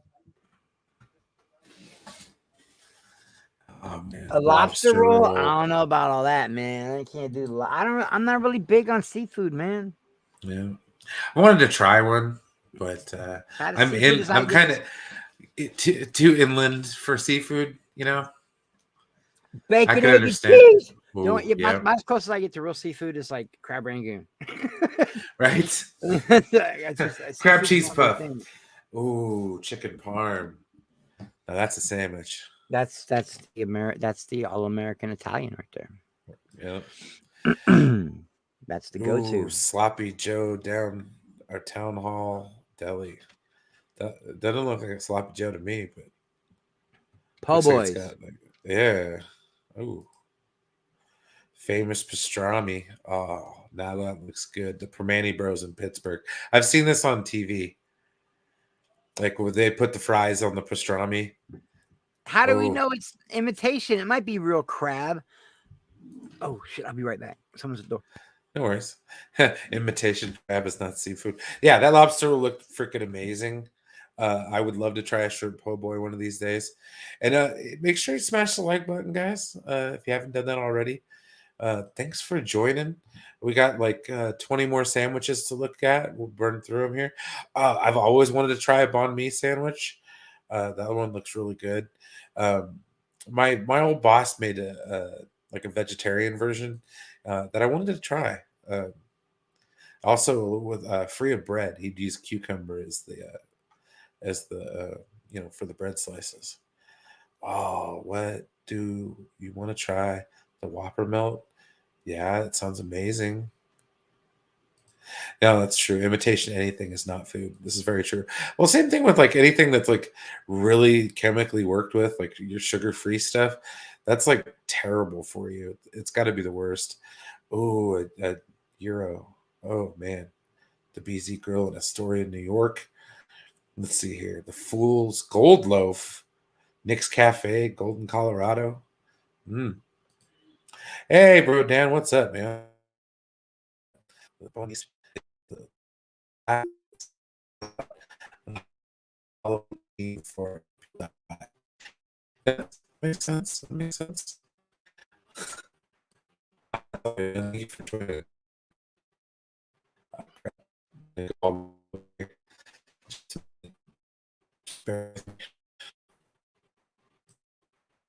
Connection is shite. There we go. A little bit better. A little bit better. But thanks for coming by, bro. Dan, that's awesome. Yeah, no, my connection is kind of shit at the moment. Just bear with me. What? What is he Oh, talking about? He brings up the weirdest, most obscure shit sometimes, man. But I know I won't dox the kid, but I know where he lives. Okay. And there's a deli there. There's an Italian deli that makes a special kind of sandwich, and it's so good. It's like one of the best sandwiches in the world. oh man, the clam roll. I don't like clams. No, thank you. The Italian beef. Mm, that looks good. Elmwood Park, Illinois. Illinois. Just kidding. Where was it? It was in Elmwood Park, Chicago. Is known for its hot dogs, deep dish It's pies, right outside of Chicago. and the predecessor to the Bloomin' Onion. Looks like a pretty good sandwich, though. Looks like a Stop cured it, beef bottle. of some sort. Jesus Christ. It's like- Let's see, what the fuck is that? Blat? Oh, bacon, lettuce, egg, and tomato. Got it. Oh, avocado the and tomato. BLT, dude. You can't go wrong No, with that's BLT. true. It's just Ooh. like Semitas, created in Oaxaca, adopted by Chicagoans. It's a Mexican sandwich. It's primary dish. Meat stuffed carbs. Ooh. Similar to a torta. That looks good. yeah, Eat you that. know, because Chicago's such a it's just this melting pot of cultures. There's so many cultures in Chicago. I grew up there, but you know, a group of people that they're just ain't a lot of there, Mexicans. There's a huge Latino population there, but it's all Dominican, Cuban, and Puerto Rican. There's not a whole lot of Mexicans. So there wasn't when I was growing up there. There might be more now, but yeah, I always thought that was weird. Like, Ooh. Pea meal sandwich. That looks good. Oh, barbecue pork. Yeah, can't go wrong. Pulled pork has to be done right. But I can get with that. Let's see here. The French dip. Oh, yeah, that's what's up. I had a hankering for one of those the other day. yeah, I know French you're telling us how you made a homemade one. fried chicken sandwich. Ooh. Let's see here. Damn, look at that pork tenderloin. I know they're always so big, and they give you little tiny bread. What? It's just dumb. Yeah. Damn, what do you do with the rest? You gotta eat the rest of it. Like, oh, Pequod has the best pizza in Chicago, It is good. in the Chicagoland area. I have to. I've always wanted to try deep dish pizza Yeah, they got a restaurant called from Pariazzi's. It's from the good source. too, man. It's really good. And there's one in Ooh. Cicero, Yeah. and it's just a pizzeria, a little mom and pop pizzeria, but it's brand. Well, it's probably gone now. That was when I was younger. Ooh, Sesame Pancake. What are you doing with that? What is that? I don't know. Let's see what's in it. A sesame pancake Street vendors in China. at Vanessa's Dumplings. Oh, there we go. There we go. Cucumbers, green onions, cilantro, kimchi, egg, or from other fillings ranging from kimchi, egg, Szechuan style beef, or Peking duck. Ooh, that looks like it'd be pretty good. Just a little baby. sandwich right there. That's something I've always wanted to try. What, a bagel sandwich? The smoked salmon bagel sandwich. Yeah, bagel sandwiches are good, man. But after seeing that tenderloin, everything looks little to me now. Right. Oh, oyster po' boy. I don't like oysters. I don't like oysters either, dude. No. Can't do it. I don't like oysters. I don't like mussels. I don't like. I just not none of it. I would have to eat this sandwich with my pinky up. Cucumber tea sandwiches. No, thank you. Cucumbers are so nasty, bro. Ooh, the Bobby Capriotti's. That looks like 3 different kinds of. Wait, is that that is stuffing? Okay, I'm Cranberry in. sauce and turkey. I'm in. Yeah, dude, I'm in. I've had that before. Yeah, those are good. Cranberry sauce on my turkey. I'm in. I do it anyway at home. Yeah, that's like a delicious meal after you're all done the next day. Let's see here. Indian style savory Egg pancakes. salad's good if it's done right. Ooh, that sounds really good. I hope you enjoy your dinner tonight, Shree. That sounds really, really good. I love mussels, but not oysters. Yeah, I hate oysters. They're gross. I can eat fish and meat right now. So this is all making me hungry. Dude, bro, right? Turkey, I could see that. I'm not a big fan of turkey either. No, but when you're talking like leftover turkey with stuffing and cranberry sauce all on a giant sandwich, I'm in, bro. Sign the day after Thanksgiving, like sign me up. I hate egg salad. I'm just gonna say that right now. People who can't season, what is that even? People can't season freaking anything. What's it? You know what I hate? People can't season. Yeah, no, I'm like most people season nowadays though. Like they do, but sometimes people don't do it right though. They'll put like way too much. Yeah, but this is the same kid that told me like if you make you're like basically like you know, oh, you made macaroni and cheese. Yeah, there's no bacon in it. No, it's not any good then. Like you gotta have bacon in your macaroni and cheese or it's not good. I love my mom's macaroni and cheese just fine, and there's no bacon in it, you know. I love bacon and mac and cheese though. It's really good. It is good, but it doesn't mean that's like saying no, that's my dad's like, bro, Dan. Like all he thinks seasoning is a salt and pepper. Like, it's like, no, dude, we have other shit in the cupboard, man. Use it. Or just buy that stuff. Buy some Mrs. Dash. That's all you need. That's everything covered, all in one.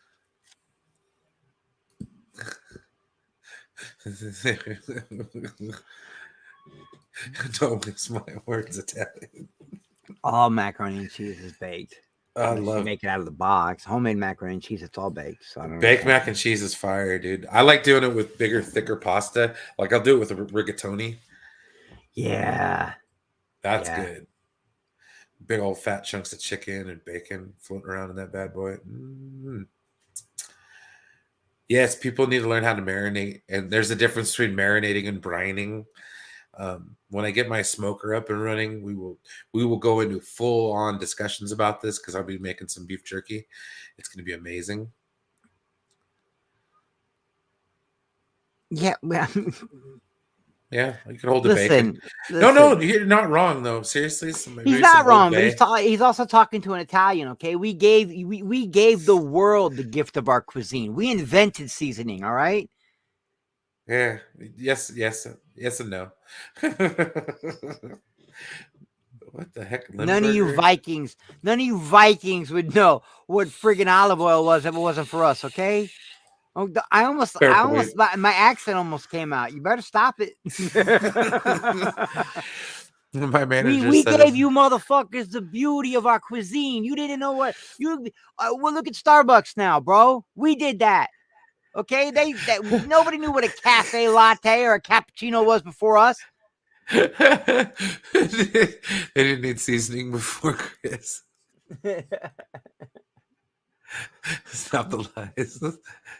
He's always got to make it a racial thing, man. Like, oh man, I'm just saying Italians gave the world the gift of our food. You know, nobody was putting tomatoes and shit before Italians. Everybody was eating just like nothing, flatbread. That's it. Well, no, because North African cuisine is like some of the staples of like world cuisine for years. They are. You're right, Like Moroccan food and but Northern Africa was under the Italian regime. That's all I'm saying. yeah, I'm it's just part saying. of the Roman Empire. You're right. And but look, I'm gonna be honest now. That I've made my little joke, Rome stole everything. Okay, This is very, we very stole true. everything from everybody. We Everything. stole everything. You guys All their stole food ideas. Britannia. Yeah, Oh, all their food ideas, all that. We took it and then we just kind of like made it ours. So I will say that if there is any, that was cultural appropriation. Okay, that was some cultural appropriation. Like it's finest. Rome stole everything and they kind of It's put it all true. together. Ooh, patty melt. I just I like to like- joke with people and be like, "We gave you the gift of our cuisine. We gave you our food." But actually, everybody gave it. It's all. Italy is a huge melting pot of ancient food from all different cultures. I mean, you guys did make some cool shit though, like corn dogs or whatever. But It's corn dogs. but I mean, there's. Ooh. Let's see. Look at that meatball sub. That's a lot of meatballs. And that's fresh mozzarella. There's no way I could eat all that. No way. You gotta make it serve it on a slab. Chicken salad. I can get behind that. Little sliders. Oh, ham sandwich on a bagel. Delicious. Oh, that's it. No, you know what, Rodan? I'd have to look. I'd have to check. I'm gonna Google it, but I'm pretty sure ancient Rome invented rap music as well. I couldn't get it out. I tried to. What is that? The kryptonite. Okay, so this is the best sandwich I've ever had. This is on the show Man vs. Food, first season, when Adam Richman goes to San Francisco. It's called the Superman Challenge. There's 3 of these big ass sandwiches. God. Okay, so this is 2 halves of one sandwich. And I say 2 halves, that's like 2 8-inch sandwiches. So it's like a 16-inch sandwich. They put the bread in the toaster with the cheese and the stuff called dirty mayonnaise, which is like a chipotle mayo with some other stuff. Pesto. It gets let's see here.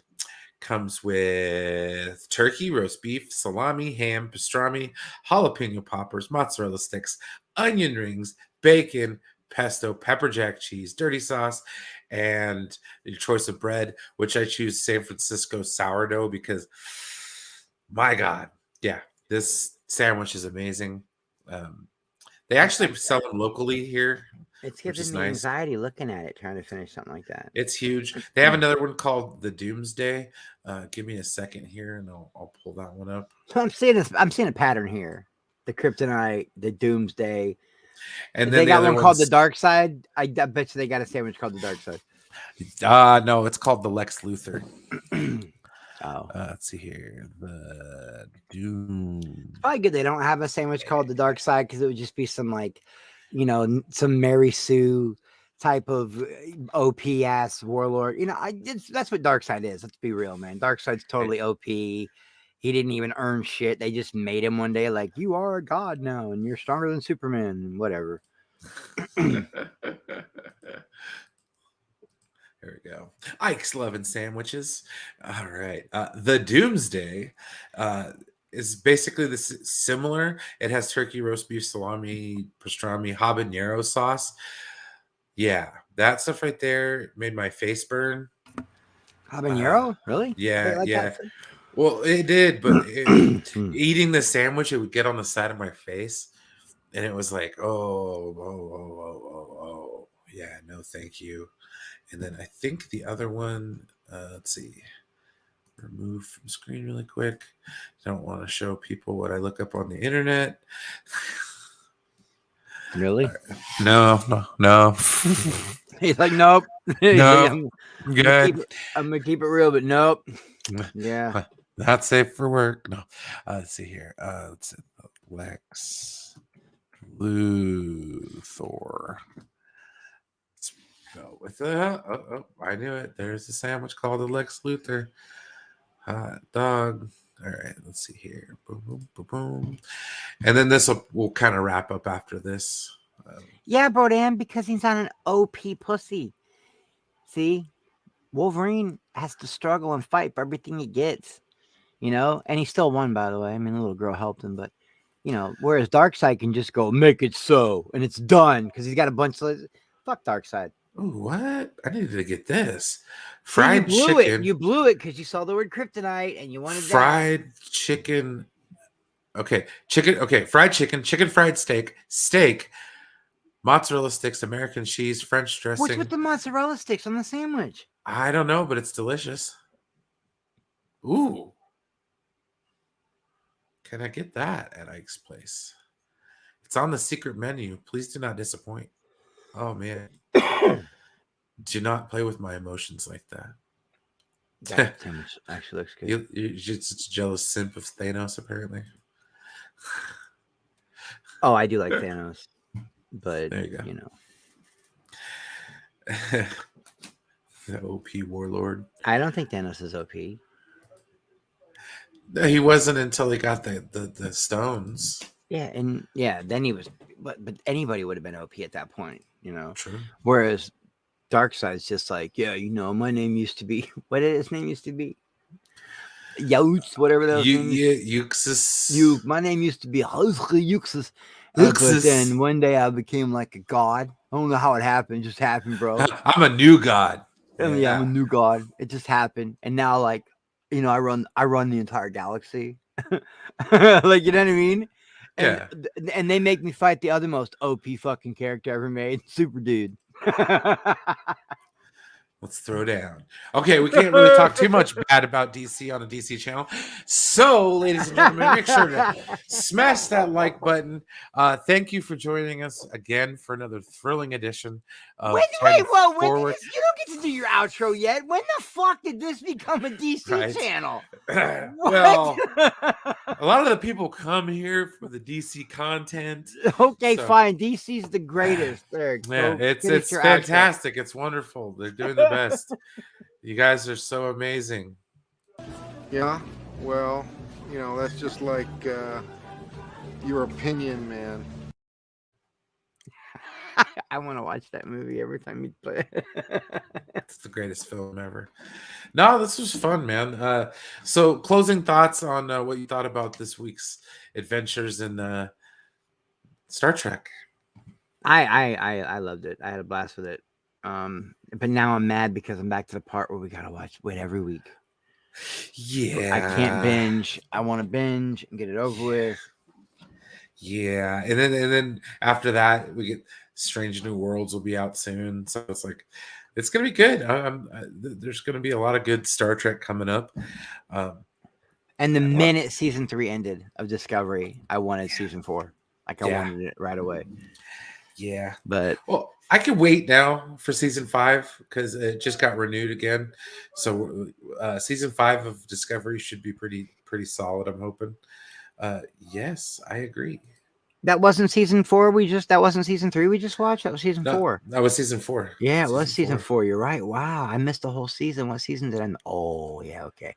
The season where they meet Booker, the Bookman. Yeah, season 3 was when they met Book. Yeah, and then I love their relationship. He's so lucky because she's so fun. But anyway, that's a conversation for another time that involves things that Brian looks up on the internet.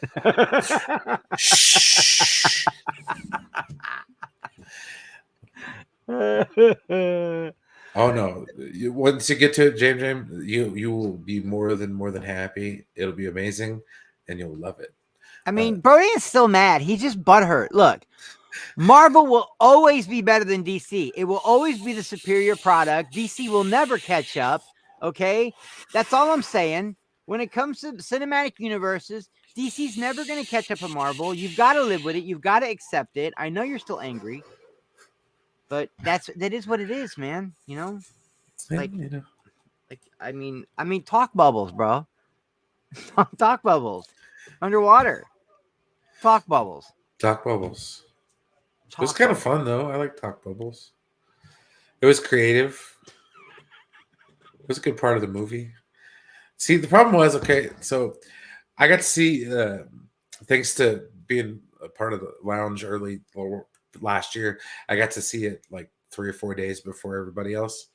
I got the link, and there was something wrong with their website. It went down, so we didn't I actually remember get that. to watch the movie until like 4 or 5 hours later. Yeah, I remember that. Oh man, so it came. I got to start watching it at about like 11 o'clock, and like it didn't get over until 2:30. I almost fell asleep a couple of times, but like as soon as I started nodding off, it picked up, and I was like, "What's going on here? All right, let's see what Cyborg's doing over here." So I really did enjoy it. That was really good. I enjoyed it. I won't say bad things about it because I really did enjoy it. But the conversation around it got me tired and fighting about it every night. And I'm of the opinion, like, if you like a movie, defend it and leave it at that. You Yeah, don't that's have to how sit there and be like, oh, BVS was this and this. And you just don't understand BVS. It was this. It was like, no. Just tell him it was great. Kiss my ass if you didn't like it. And, shit on their favorite Batman movie. Come on, man. Be a troll. Have some fun. Well, I bet you like Christopher Reeve's Superman, huh? No. Yeah, they'll do that. They'll do that shit too, man. Yeah, right? I think Marvel people are like that too. I just don't think I'm around enough. I don't think I'm around enough Marvel circles to see they don't have a cinematic history going back to the 60s and 70s. So you don't have other people to compare Iron Man to. So it's like, yes, with Superman, there's other actors that have donned that cape to where it's like, oh, well, you can compare this Superman to that Superman. Or same thing with Batman. But with Marvel, and we're going to run into this with the X-Men going forward. Oh, we are. Like, how are people going to handle the recasting of the X-Men? Because we're not going to get the Fox X-Men back. So, yeah, we're not. So food for thought, Marvel fans. It might not all be sunshines and rainbows when they bring the mutants into the MCU. Their powers might be dumb. People might get a little butthurt, but don't worry. I've got the cure. The butt bomb. That right there's an X-Men character. You guys didn't know that, but it is. Oral treatment coming soon. Right now, it's just topical. Squeeze the tube, apply liberally, and move on. But anyways, we are going to wrap it up. You stirred up some shit in that. Look what you did. Look what you started, bro. Right? It's so easy. Just to shake that hornet's nest. I don't want them back either. Trust me. I would love them to recast. I'm just saying, like, you know how it is when people recast. They're like, "But I don't ever want to see anybody but Hugh Jackman play Wolverine." Then you get your elitists. You get your elitists, and if it's not exactly like the comic book, you got to trash the whole project. Like, people like Brodan. It wasn't exactly like the comic book. What? No, it's a loose interpretation. That's kind of what they've been going. Oh, okay. I'll be quiet. We'll end the show. I do not wish to be clipped. Clipped like Sopranos, or clipped like I'm gonna take a clip of you and show everybody what you said. Clipped. Probably what I said. No, because I don't want to see those at all. Like, yeah, no. I would love to have them recast. I would love to see somebody besides Patrick Stewart play, Xavier. James McAvoy. I was okay with McAvoy, and I was okay with Fassbender being Magneto. I don't want to see. Was it Ian McDermott? Oh, no, that's the Palpatine. Yeah, whatever, dude. Ian McKellen come back. No, I'm good. It's like 137 years old. You can keep Gandalf in Middle Earth, dude. I am 100% cool. I do not want to see him be Magneto again. Sorry. That's just my... yeah, exactly. I agree, Brodan. Like, way I like better. Fassbender, but let him go do other stuff now. I don't want to see him again either. True. Yeah, I think if they're gonna regroup, they need to just completely restructure everything. Everything. I don't know. Like, I don't know. Look, if they're gonna hang on to certain aspects of it, that's the thing. I don't want to see Sophie Turner. Like, there's certain aspects of those second Fox run of movies that it's like I don't want to see that character come back or that person come back as that character. Like, does anybody really want to see Jennifer Lawrence come back as Mystique? Nah, I don't care. She phoned it in anyway. She wasn't having fun with it. No. You could tell from like the moment Yeah, go. I'm Like, I'm she ready for wasn't my Elena movie. Give me that. You know what I right. mean? That's what And I with want. Kate Bishop. Okay, I want the buddy girl movie with Kate Bishop and Yelena Belova. Please and thank you. Yeah, give me that movie. Like a real movie. I'll have a blast with that. Because I think Haley Steinfeld's a really good actress. She's fun. She's quirky. I liked her in Bumblebee. Yeah. And I think if they're gonna regroup, this is a whole subject. I could get behind that, honestly, bro. Dan. I don't want to see the Hugh Jackman come back as Wolverine ever again, like ever. I would like to see. I will. You know what I want to see? Okay, honestly, and I'm sure some people will agree. Not everybody, but like change the focus of the X-Men from Wolverine. I know Yeah, Wolverine's a badass. no, I but love he's my they second put. favorite of all time, but What has he got to be the he main doesn't event have to be the every show? hero in every. Can he put somebody else over? Like, I Yeah. mean, it's like he's got his spot. He's on top. It's like Hulk Hogan in the 90s. He really is the Hulk Hogan. I was gonna say that he's the Hulk like, Hogan in the 90s of. He won't I give up love his spot. Wolverine. He's my second favorite of all time ever. I simp for him so hard, Yeah. But we who's the don't leader of gotta the have X-Men? Wolverine at the forefront of every X-Men movie. Exactly. Who's the leader of the X-Men? Cyclops, Brian or Boom. Mark. Let's get some more Cyclops. Can we get a good Cyclops? Holy shit, Scott Summers. Yeah, Scott Summers. I said first I said Brian, then I said well, James Madsen played a decent Cyclops in the X-Men movies, the first run. I don't know who did it in the No, you know what? They can fuck off with the whole. I'm sorry, they can fuck off with the whole with the whole Magneto's treachery. Look, I get it. He's got a tragic story, but they could take some of the focus off of him too, man. Because we know all the shit about we know all the tragedy. Can we get into the Brotherhood? Like, seriously, can we get into the Brotherhood of Mutants? Like, they never do that. I mean, they kind of touched upon it a little bit in what was it, Dark Phoenix, a little bit when they were all hiding away on Genova or whatever. But like, yeah, I mean, I could get into that. Like, don't get me wrong, I love Magneto's story. It's probably the best villain story ever. And he's not even really a true villain. He's more like a victim of his environment villain, but I'm sick of him too, man. Like every X-Men is like, oh, poor Magneto. Like, I can relate to why he's doing these things. Yeah, okay, I love it. I love that shit. But we don't need we don't need a Magneto movie. True. Like, or we don't need Magneto to be the focal point of the movie. Like, he could be in it, but he's not the main attraction. Yeah, of course, he can be in it. He can even be the boss. Like, even the Undertaker, after a while, had to hang it up, man. Like, he moved down the card over the years at WrestleMania.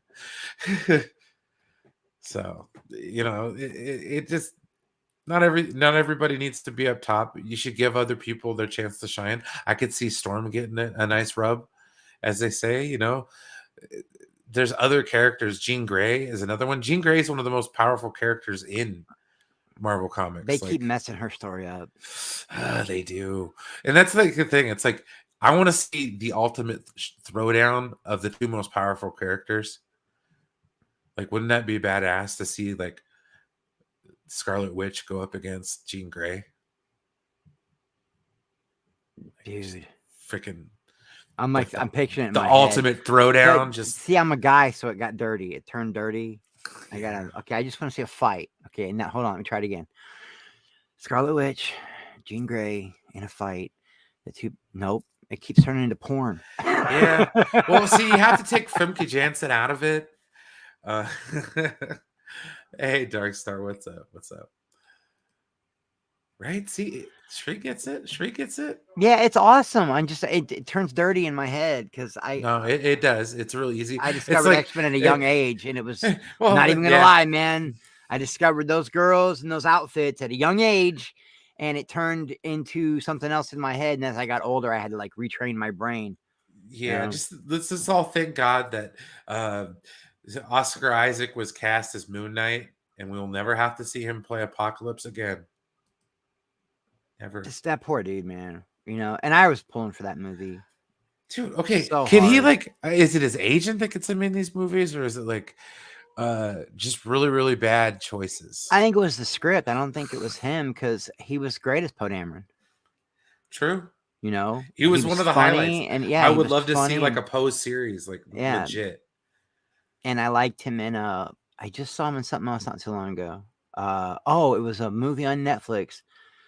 I don't want to spoil it, but it had Ben Affleck, Oscar Isaacs, Charlie Hunnam, and they were gonna go across the border to steal drug money, and something bad happened. But Oscar Isaac's character in that movie was so good, and I can't remember the name of the movie right now. I wish I could remember the name of that movie. It's on Netflix. Ben Affleck, Charlie Hunnam, Oscar Isaacs. What an incredible movie, and I loved Oscar Isaacs in that movie. No, you're right though. Triple Frontier, so good, bro. And Oscar killed it in that role, bro. He killed it. That was such a great movie, man. Triple Frontier was dope. See, that's it. Yeah, no, that would be really cool to see that happen. Like if they could tie him into the Celestials, like in the next installment of the Eternals, that would be really cool. Why didn't you like it, Jamie? Why didn't you like that movie? Because they didn't all have capes and superpowers. Well, because it seems to be the only kind of movies we talk about anymore, Brian. We can't talk about other movies. We got to come over here to talk True. about James Bond or Star Trek or anything. No, it's all cape shit. Cape. True. I thought Triple Frontier was dope. I'm going to let you close out your show because if I don't leave, we'll just keep talking and then I'm going to pick a fight with everybody in your audience. No worries. All right. I love you all. Dark Side sucks. Peace. All right, guys. Honestly, y'all, thank you so much for joining. It's always a blast doing this. I wanted to race home as soon as I could to come and hang out with my group of friends here. Guys, I do appreciate it. Going out, I think I got a nice clip for us. And then y'all have a good day. Psychosomatic, you mean like he could start a fire with his thoughts? No, not at all. It means it's all in